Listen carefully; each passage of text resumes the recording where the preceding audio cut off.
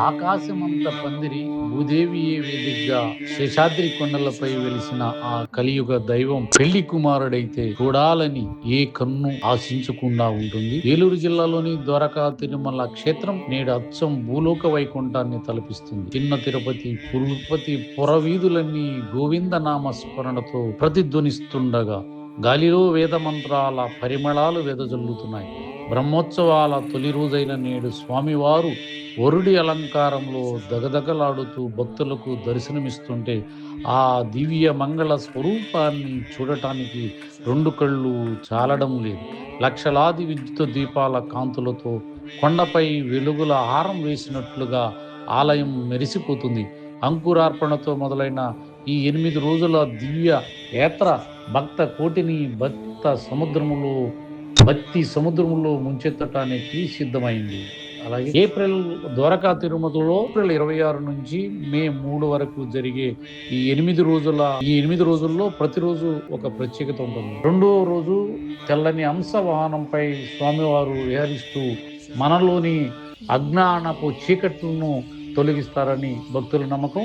మూడో రోజు ముత్యాల పందిరి కింద స్వామివారిని దర్శించుకుంటే మనసులోని తాపత్రయాలన్నీ మటిమాయమవుతాయి అనేది భక్తుల యొక్క విశ్వాసం. అలాగే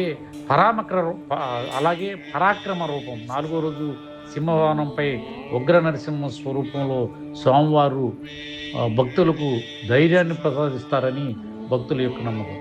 అలాగే ముఖ్య ఘట్టం జగత్ కళ్యాణ వైభవం ఏప్రిల్ 30వ తేదీ జరుగుతుంది. ఈ ఉత్సవాలకు ముకుటాయమానంగా శ్రీవారి తిరుకళ్యాణం సాక్షాత్తు శ్రీనివాసుడు పద్మావతి అమ్మవార్ల మెడలో మాంగళ్య ధారణ చేసి ఆ అద్భుత ఘట్టాన్ని వీక్షించటానికి దేవతలు సైతం భూమికి దిగి వస్తారని భక్తుల నమ్మకం. కళ్యాణ రాముడిని చూసిన కళ్ళతో కళ్యాణ వెంకటేశ్వరుని దర్శించుకుంటే జన్మ ధన్యమవుతుందని వేల సంఖ్యలో భక్తులు ఇక్కడికి తరలి వస్తారు.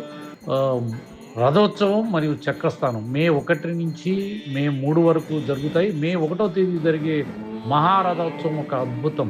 వేలాది మంది భక్తులు గోవింద గోవింద అంటూ రథాన్ని లాగుతుంటే ఆ రథ చక్రాల కింద మన్ను కూడా పునీతమవుతుంది.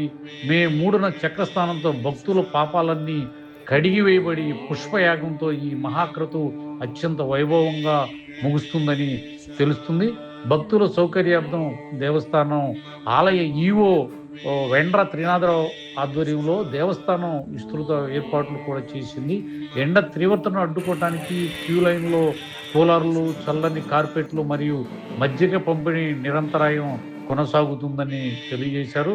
అలాగే స్వామివారి అమృత తుల్యమైన చక్ర పొంగలి, రడ్డు ప్రసాదాలు ప్రతి భక్తుడికి అందేలా చర్యలు తీసుకున్నారు. అలాగే సుదూర ప్రాంతాల నుంచి ఇక్కడికి చేరుకునే ఏలూరు, రాజమండ్రి, విజయవాడ నుంచి ప్రతి అరగంటకు ఒక ప్రత్యేక ఆర్టీసీ బస్సు కూడా అందుబాటులో ఉంది. కొండపైకి వచ్చే భక్తులను చేరవేసేందుకు ఉచిత బస్సులు కూడా సిద్ధంగా ఉన్నాయి.